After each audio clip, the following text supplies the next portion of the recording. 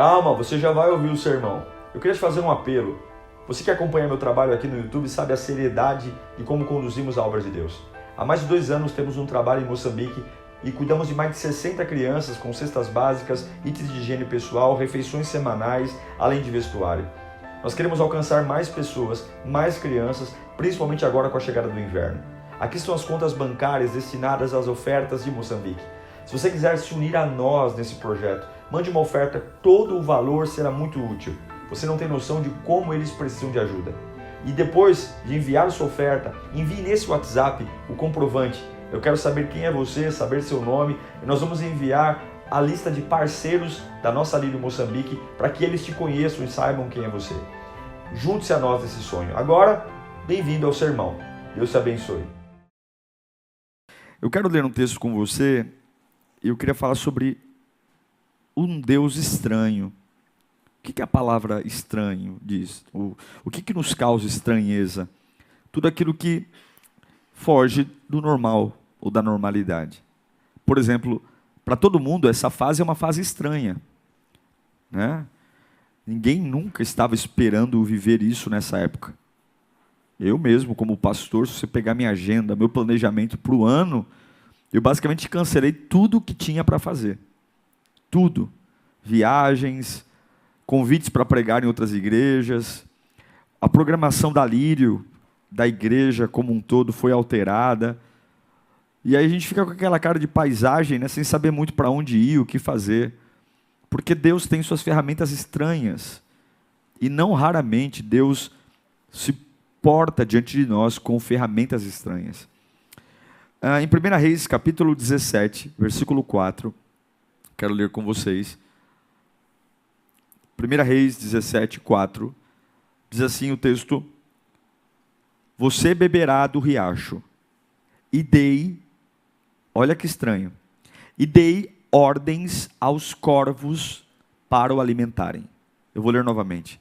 Você beberá do riacho e dei ordens aos corvos para o alimentarem. Vamos orar? Oh Deus, eu te sinto aqui, Pai.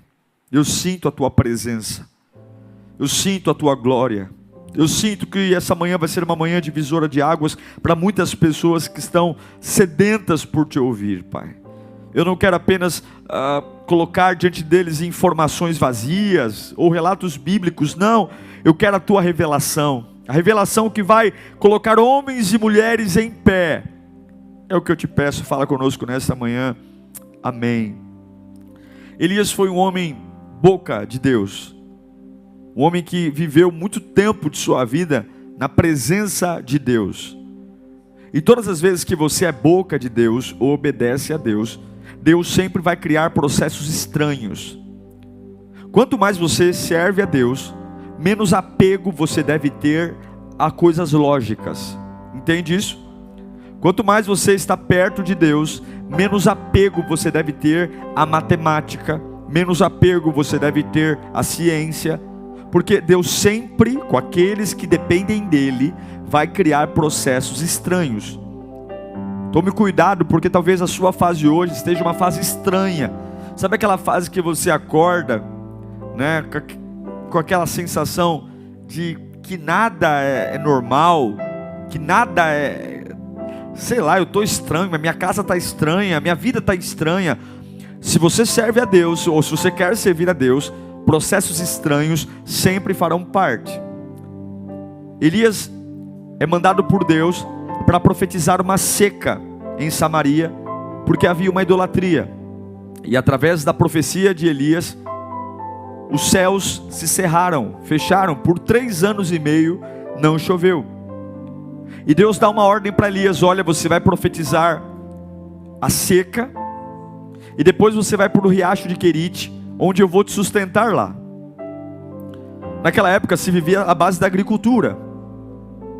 Então não ter seca, ter seca é um processo de fome, morte, ruína. Não chover é um processo de destruição. E Deus manda Elias para o riacho. Lá no versículo 2 e 3 de 1 Reis, diz que depois disso, a palavra do Senhor veio a Elias: Saia daqui, vai para o leste, esconda-se perto do riacho de Querite, a leste do Jordão. Elias ouve essa voz, profetiza a seca e obedece a Deus. A primeira coisa que eu quero que você entenda, que é estranho para todos aqueles que servem a Deus, é que quando Deus usa você para ser agente de mudança na vida do outro, você também vai passar por processos difíceis também. Elias, ele profetiza a seca, ele profetiza que não vai chover, mas ele também vai ser afetado por aquilo que ele está profetizando. Quando você ora a Deus para restaurar sua família, para restaurar as pessoas que você conhece, ou para abençoar você em alguns campos determinados da sua vida, as ferramentas que Deus vai usar, você não vai estar fora delas, você vai estar dentro delas, e você também será afetado por aquilo que Deus vai fazer com a vida das pessoas que estão à sua volta. Mas calma, é estranho, mas não mata, é estranho, mas não determina o teu fim. E o que acontece é que Elias, ele obedece a Deus, ele vai para o riacho de Querite. Lá ele vai tomar água, mas a comida, Deus disse que mandaria corvos, e os corvos levariam pão e carne. Todo homem tem duas realidades: a dependência do Espírito, onde você é sensível a Deus, ouvindo a palavra agora, e temos a dependência física, a carne. E da dependência física nós dependemos das circunstâncias, por isso que alguns estão abatidos, outros não. Mas nesse momento que nós estamos vivendo, de confusão, abatimento, dor, assim como Deus permitiu uma fase inédita na vida de Elias, onde ele profetizou a seca, Deus também está permitindo a todos nós uma fase inédita. Nenhum de nós, desde a casa mais luxuosa do planeta, a casa mais humilde, nenhum de nós planejou viver isso. O que nós estamos vivendo nesse ano de 2020 é algo inédito. Assim como foi inédito Elias profetizar seca, uma seca e uma crise sem precedentes. O mundo que nós estamos vivendo hoje está entrando numa crise sem precedentes. A maior nação do mundo, Estados Unidos, está vendo um surto enorme de contaminações e a economia americana está em colapso. O Brasil, nós não sabemos para onde vamos, porque ainda não sentimos o efeito da economia. O mundo está em crise. E assim como Elias profetizou uma crise sem precedentes, onde imagine durante 3 anos e meio não cair uma gota d'água, 3 anos e meio, todos os rios secarem, animais morrerem por conta da idolatria, Deus está permitindo a nossa geração viver um saculejo. Deus está saculejando a nossa geração através de uma crise sem precedentes. E aí alguns vão dizer: nossa, pastor, a crise que nós estamos vivendo é um tiro do diabo, é um tiro certeiro do diabo. Nossa, o coronavírus foi um... Não, o coronavírus, eu quero declarar isso, ele não é um tiro certeiro do diabo. Eu creio que o coronavírus é uma grande sacada de Deus, é uma ideia de Deus. Deus está tirando de nós o controle que nós achávamos que tínhamos. Deus está tirando de nós o orgulho que nós construímos por conta dos nossos castelos que fizemos. Castelos de orgulho, de conhecimento, de independência. Deus está fechando o céu sobre o mundo, porque Deus sempre faz tudo na hora certa. E agora só vai sobreviver quem aprender a lidar com a estranheza de Deus. Quem estiver esperando processos lógicos, processos matemáticos, portas que se abrem onde você viu, onde você achou, vão pessoas que vão entrar em colapsos emocionais, porque Deus não vai fazer o que você espera, não vai ser de onde você imagina, o recurso não virá de onde você planejou. Imagine 3 anos e meio sem chover. Como que eu vou alimentar meu gado? Como que eu vou alimentar as ovelhas? De onde vou tirar o sustento? Tem horas que os processos estranhos de Deus tiram de nós toda a sabedoria, toda a inteligência. E Deus diz no versículo 1 de 1 Reis 17: não cairá o orvalho.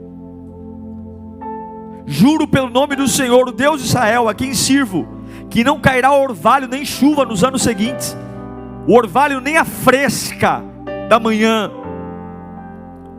Deus estava agindo para curar a idolatria do povo. Deus fechou os céus e trouxe uma crise estranha para curar a idolatria do povo, porque a crise nunca te permanece igual. Ou você melhora ou você piora, ou você cresce ou você diminui. Só que o deserto também afetaria Elias. Deus manda ele ir para o riacho de Querite, diz que ele beberia do riacho, mas o alimento sólido viria da boca de um corvo. E é aqui que eu quero falar com você. Deus estava dizendo: eu vou trazer uma crise, e algo estranho vai acontecer, algo inusitado vai acontecer, algo que ninguém nunca viu, ninguém nunca ouviu, não tem nos registros da biologia, não tem nos registros da ciência, não tem. Eu vou te sustentar pela boca ou pelo bico de um corvo, e você vai comer pão e água, pão e carne todos os dias. Deus deixa muito claro no versículo 6 de 1 Reis 17: os corvos lhe traziam pão e carne de manhã e de tarde, de manhã e de tarde, e ele bebia da água do riacho. Por que é estranho? Porque corvo já seria estranho uma ave levar carne para Elias, um papagaio, uma arara, mas o corvo especificamente, ele é uma ave considerada até hoje um sinal místico de um presságio de morte. O corvo tem toda a sua plumagem escura, de luto, e até hoje existe uma mística de que o corvo é um animal de bruxas, um animal de presságio de que alguém vai morrer. E é surpreendentemente que Deus escolhe uma ave que anuncia o presságio de morte, anuncia o presságio. Até hoje o corvo é visto como uma aparência sombria, pelo som que ele emite, pela sua curvatura do bico. O corvo é considerado um animal egoísta, porque é a única ave que não alimenta os filhotes. Ele bota os ovos e vai embora. O corvo é uma ave marcada pelo mau agouro, pelo prenúncio, vai morrer. E a própria lei de Moisés dizia que o corvo era impuro. Em Levítico capítulo 11, versículo 13: estas são as aves que vocês considerarão impuras, das quais não poderão comer porque são proibidas: a águia, o urubu, a águia marinha. Pode avançar. O milhagre, o falcão e qualquer espécie de corvo. Qualquer espécie de corvo. A própria lei de Moisés dizia que o corvo, pelo seu aspecto, pela sua impureza, por ser uma ave que se alimenta de carne, e muitas vezes carnes podres, mas mesmo tendo essas características ruins, veja, o teu Deus é o Deus da estranheza. Para atender a necessidade de Elias, Deus usa e muda a natureza de um corvo, que usa no bico e coloca no bico carne podre, para pôr carne nova, porque Deus não mandaria qualquer carne para Elias, e pão fresco. Diante de uma grande fome, receba aí, diante de uma crise sem precedentes, Deus está usando o impuro, Deus está usando o que não é próprio. Uma ave que não é sinônimo de vida, porque ela é o sinônimo de mau agouro.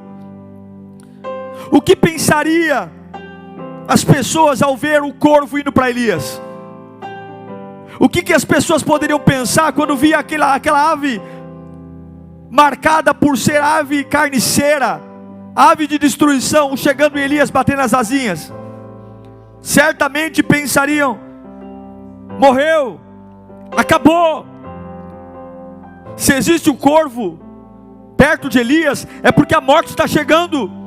Se existe um corvo perto de Elias, eu sinto Deus falando com gente aqui. Se tem um corvo perto de Elias, é porque ele morreu, porque o corvo era sinal de morte. Talvez alguns pensavam, tão novo, tadinho, morreu. Começou o ministério agora, já acabou. Porque o corvo marcava o fim. Mas mal sabiam eles que os corvos estavam ali a serviço de Deus. Eu quero que você abra bem seus ouvidos. As ferramentas de Deus são estranhas. E talvez há recursos na ponta do teu nariz e você não está vendo, porque está esperando vir de outros recursos, de outras fontes.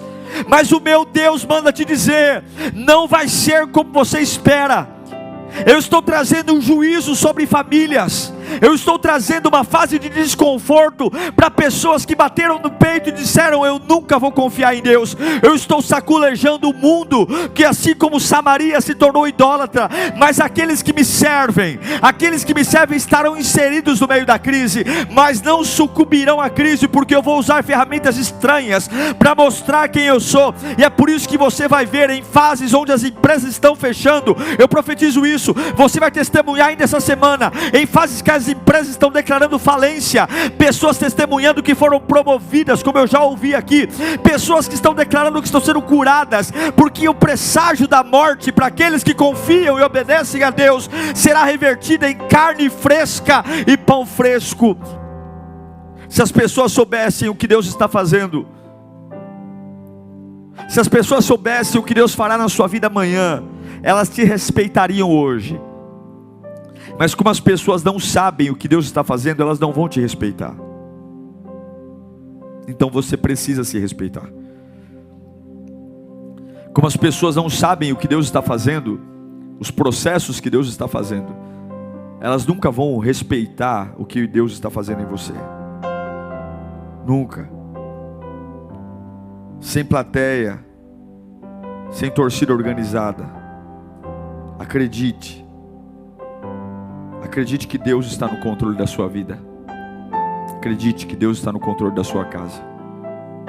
O que muitos esquecem é que o tempo é um aliado de Deus.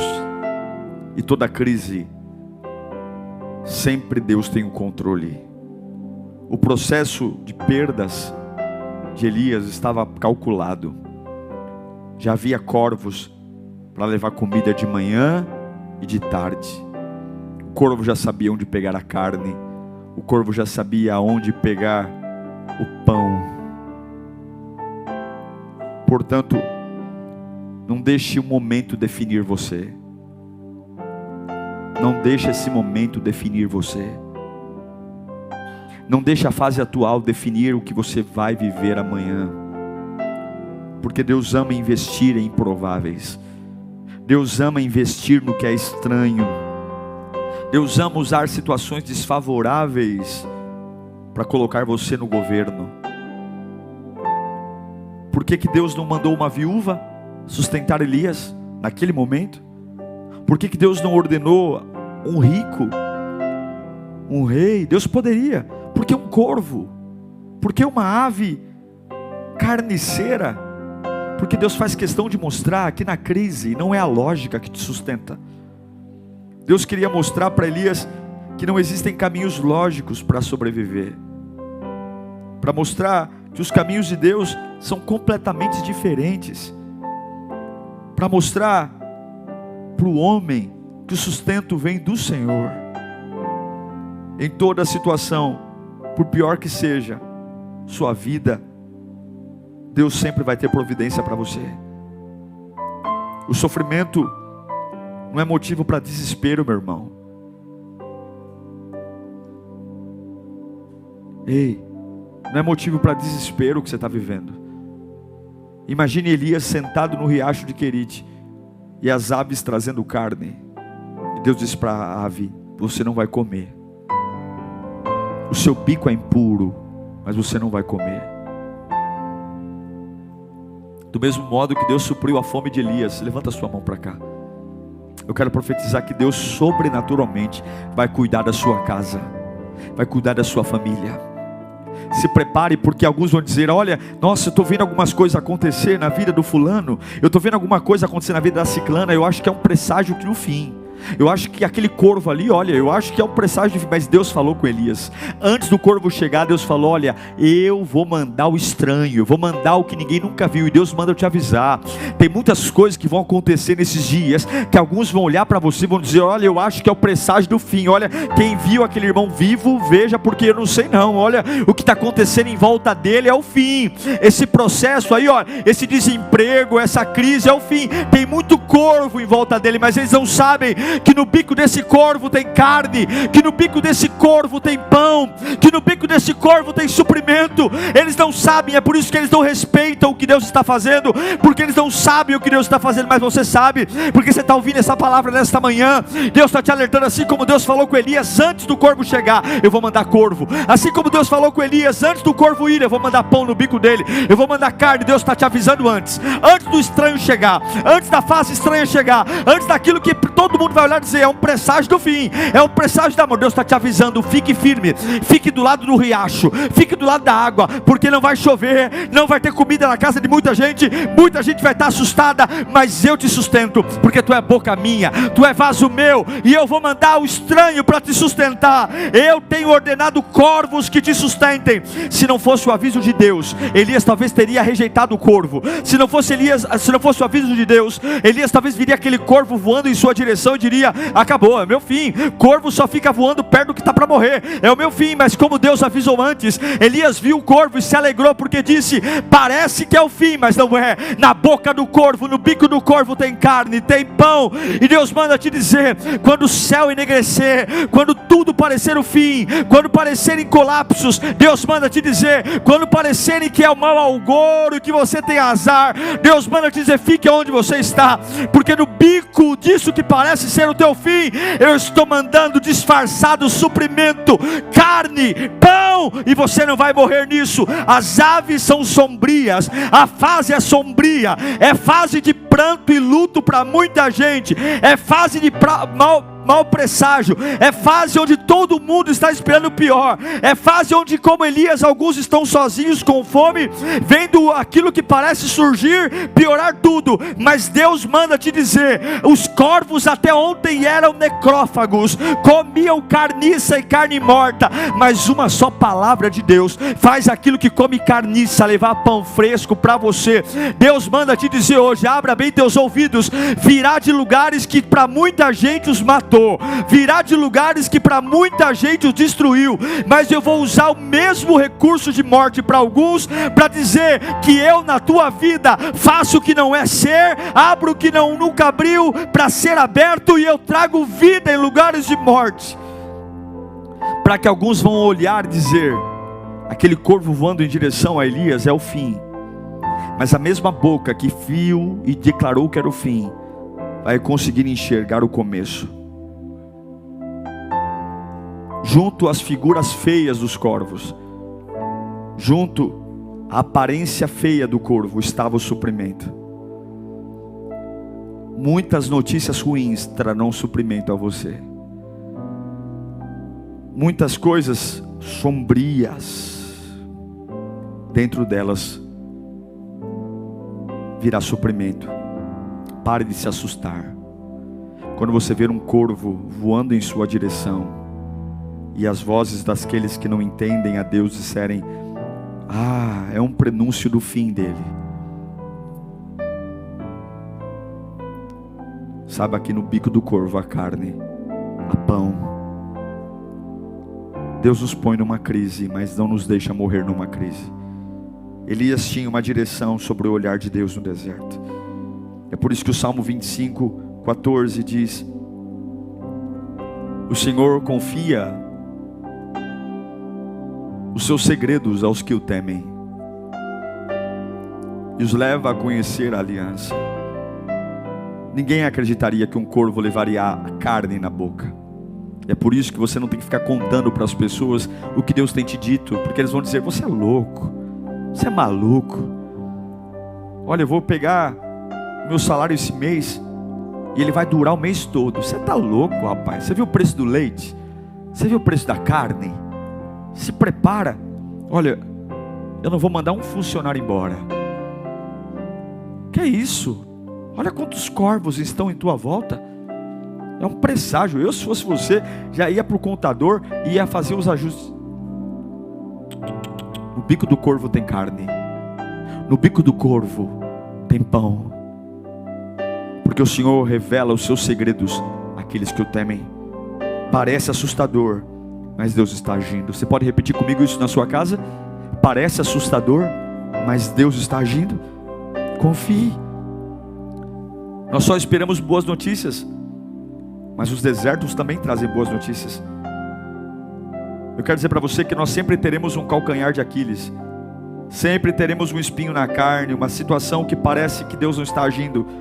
Uma situação que os presságios são morte, mau agouro, é corvo vindo em minha direção. Mas nesse momento, pare de reclamar. Confesse que a graça te basta e você vai se surpreender com o que tem no bico do corvo. Você vai se surpreender com o que tem no bico da notícia da morte. Você vai se surpreender que só é fim quando Deus diz que é o fim. No mundo mascarado, nem sempre as coisas são o que parecem. E é por isso que Jeremias nos ensina no seu capítulo 17, versículo 9. O coração é mais enganoso do que qualquer outra doença. Por que o coração é enganoso? Porque você olha para um corvo voando em sua direção e você diz, é o prenúncio do fim. Ele vai voar em minha direção, eu estou para morrer. Mas o coração é enganoso, é mais enganoso do que qualquer outra coisa. E a sua doença é incurável. E quem é capaz de compreendê-lo? O coração é tão enganoso que algumas coisas aparentemente boas, como dinheiro e poder, pode ser minha desgraça. E algumas coisas aparentemente ruins, como doenças, angústias, solidão, pode ser aquilo que eu vou encontrar vida em Deus. Tome muito cuidado, porque os corvos não são sempre presságio do fim. Eu quero aprender com corvos hoje, que situações que nos apavoram podem servir de amadurecimento para conhecer e provar da boa, perfeita e agradável vontade de Deus. Você pode orar como Jesus hoje. Por te obedecer, Senhor, estou sofrendo aqui no riacho de Querite, não tem água. Se for possível, afasta de mim esse cálice, como Jesus diz em Lucas 22:42. Se for possível, afasta de mim esse cálice, mas que seja feita a tua vontade. A tua vontade. Confuso? Talvez. Em dúvida? Talvez. Confiante? Sempre. Porque apesar de serem necrófagos, apesar de ter a certeza que comem carne podre, Deus fez algo que era ruim se tornar em algo bom. O fato é que Deus nunca vai fazer o que é comum. Ele sempre vai fazer o que é estranho. E você precisa estar preparado para o estranho. Não era esperado. E eu quero profetizar isso na sua vida. Eu quero profetizar processos estranhos. Quando as más notícias chegarem, tape os ouvidos para os homens. Deus está falando com você antes. Está entendendo? Antes do corvo chegar, Deus falou com Elias. E Deus está me usando para falar com você antes de acontecer. Quando os corvos chegarem, não pense como todo mundo pensa quando vê um corvo. Mesmo que pareça ser o presságio do fim, no bico do corvo tem pão fresco e carne fresca. Eu quero profetizar isso na sua casa agora, que Deus está enviando corvos. Eu sinto Deus aqui, Deus está enviando corvos. Eu profetizo que Deus está enviando corvos agora, corvos que para muita gente é o fim. Eu vejo isso. Deus está enviando corvos nessa fase de crise. Deus vai enviar corvos. E é por isso que vai parar de ouvir as pessoas, vai parar de ouvir você mesmo, porque Deus está dizendo, olha, parece, mas não é. No bico do corvo tem carne, no bico do corvo tem pão. E o bico do corvo não é tão grande. Eu imagino que não ia um corvo só, iam corvos. Imagine um enxame de corvos vindo, voando. Todo mundo está pensando, acabou. Tadinho do profeta Elias, eu sei que ele está lá, olha quanto corvo em cima dele. Mal sabiam que no meio do caos, que no meio da morte, que no meio daquilo que parecia, Deus estava levando o suprimento. Então pare de ouvir a opinião das pessoas, pare de querer torcida organizada, pare de querer criar climinha, porque Deus vai usar o estranho. Aquilo que matou muita gente pode ser para você vida, aquilo que para muita gente foi veneno pode ser antídoto para você. Não se baseie pelo que os outros viveram, não se baseie pelas experiências dos outros. Pare de comparar sua vida, pare de comparar seu dinheiro, seu salário, sua família. Pare, porque corvo até ontem, corvo era coisa de macumba, coisa de bruxaria. Até ontem corvo era mau agouro. Corvo, se alguém viu o corvo na rua, saia correndo porque vou morrer, acabou. Mas para mim e para você, corvo é supermercado. Para mim e para você, corvo é padaria, é açougue, é a garantia de que eu não vou morrer de fome, porque Deus faz o que não é se parecer no que é, para confundir os que são. Ele pega a mente mais sábia do mundo e usa aquele que não tem sabedoria para fazer aquele que se achava alguma coisa se sentir um nada. E eu declaro que não virá de açougues famosos, mas o teu sustento virá da boca do corvo. A teu suprimento virá para que as pessoas olhem para você e digam: não é possível que o teu salário comprou isso, não é possível que você está vendo isso, como pode? E você vai dizer: eu estou comendo, estou bebendo, não é porque eu sou bom, é porque eu ouvi Deus no meio da crise, e de lugares que ninguém nunca comeu, eu estou comendo, porque eu estou glorificando o meu Deus na crise. No meio da crise eu não estou envergonhando, eu não estou desviando, no meio da crise eu não estou cortando pulso, no meio da crise eu não estou deitado no sofá pedindo a morte, no meio da crise eu não estou tentando pular da sacada do prédio, no meio da crise eu estou vendo o que para todo mundo é mau agouro, o que para todo mundo é morte, trazendo pão e carne no bico, e eu vou comer, e eu vou ouvir Deus na pior fase da minha vida, porque toda crise ou forma ou deforma, e eu não serei deformado por ela. Você está reconhecendo o sustento de Deus nessa fase? Está reconhecendo? Ainda que não seja como você quer, como você espera, você está reconhecendo o sustento de Deus? Você está reconhecendo a vontade de Deus nessa fase? Está reconhecendo os corvos que estão chegando? Ou está enxotando eles? Pare de enxotar os corvos, traga os corvos para perto. Seja maduro, aceita o sim de Deus e aceita o não, aceita o bem e aceita o mal. Mas até o que tem capa de mal, se você for fiel a Deus, no bico tem carne e no bico tem pão. Aquela era a vontade de Deus para Elias. A vontade de Deus para Elias era: coma do bico do corvo, coma do bico do corvo. Parece absurdo aos olhos humanos, parece absurdo aos olhos de Elias, mas é esse estranho absurdo que eu vou ativar a sua fé. E mesmo que você esteja questionando a forma como Deus está agindo, mesmo que você esteja com dúvida da forma como Deus está agindo, eu quero dizer: continue comendo do bico do corvo. E nunca se esqueça que a vontade de Deus é boa, perfeita e agradável. E Deus não age só do jeito que você calculou. Deus age como quer. Mas poderia ser uma ave mais limpinha, pastor. É corvo. Agradeça a Deus por tudo, mesmo em momentos que aparentemente estão fora do controle. Tem más notícias que vão ser a salvação da sua vida. Tem experiências ruins que vão ser a salvação da sua vida. Tem fases que os corvos vão estar na sua cabeça, e todo mundo vai olhar e dizer: tadinho de Elias, tinha futuro. Mas como as pessoas não sabem o que Deus está fazendo, elas não respeitam. Mas você vai ficar quietinho lá, porque mesmo a carcaça do corvo sendo o presságio da morte, você sabe que Deus não erra, e no bico do corvo tem pão e água. Eu espero que tenha sido muito bom esse vídeo para você, tenha sido uma bênção, divisor de águas. Deixe seu like para que possamos alcançar mais pessoas, compartilhe, me ajude a levar essa palavra a tantas pessoas que precisam. Agora nós vamos ter um tempo de oração, gravado no mesmo dia que a mensagem foi pregada. Fica aí e ore comigo, tenho certeza que o Espírito Santo vai te visitar. Um abraço e que Deus te abençoe. Quero orar por você. Quero orar para que você tenha maturidade para não enxotar os corvos, para que você tenha maturidade para olhar para aquilo que parece ser o presságio da morte, mas como você ouviu Deus antes, Você vai esperar os corvos chegarem, abrirem o bico e dizer: aquilo que parecia ser o meu fim, traz comida e alimento. Essa crise não é o seu fim. Ela vem como um corvo agourento. Ela vem assustando milhares de pessoas. Mas Deus tem uma surpresa estranha para você no bico do corvo. Coma, beba. As ferramentas de Deus são estranhas, mas são eficazes. Pai bendito, eu oro por todos que estão comigo agora.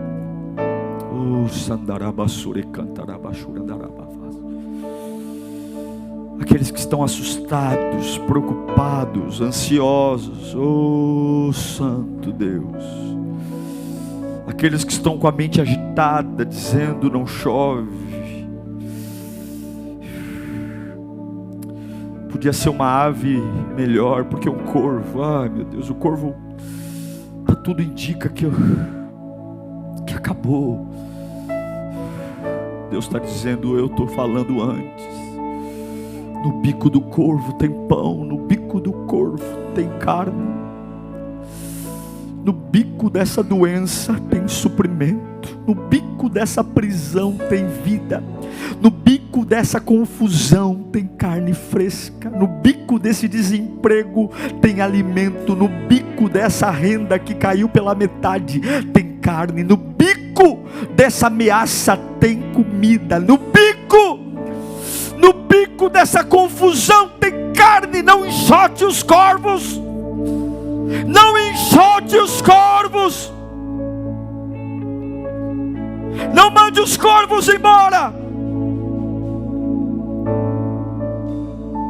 não mande os corvos embora.